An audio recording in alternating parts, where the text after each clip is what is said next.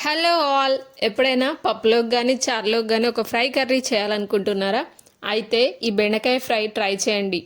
ముందుగా ఒక 1/4 kilo బెండకాయలను cut చేసి పెట్టుకోవాలి. ఆ తర్వాత ఒక గిన్నె తీసుకొని అందులో 2 స్పూన్ల బియ్యపిండి, 2 స్పూన్ల శనగపిండి, 2 స్పూన్ల కారపొడి, 1 స్పూన్ ఉప్పు, 1 స్పూన్ ధనియాల పొడి, 1 స్పూన్ గరం మసాలా, మీ దగ్గర ఉంటే కార్న్ఫ్లవర్ కూడా యాడ్ చేసుకోండి, 1 స్పూన్. దాని తర్వాత లైట్గా చిటికెడు పసుపు వేసుకొని మొత్తం పొడిని కలుపుకోవాలి. ఆ తర్వాత మనం కట్ చేసి పెట్టుకున్న బెండకాయలను అందులో వేసి కొద్దిగా వాటర్ స్ప్రింకిల్ చేస్తూ మరియు ఒక లెమన్ కలిపి పక్కన పెట్టాలి. ఇప్పుడు ఒక మూకుడు పెట్టుకొని అందులో కొద్దిగా నూనె పోసి అది వేడయ్యాక అందులో కొన్ని పల్లీలు వేంపుకొని మరియు కరివేపాకు మరియు కొంచెం పచ్చిమిర్చి వేయించుకొని పక్కకు తీసుకోవాలి.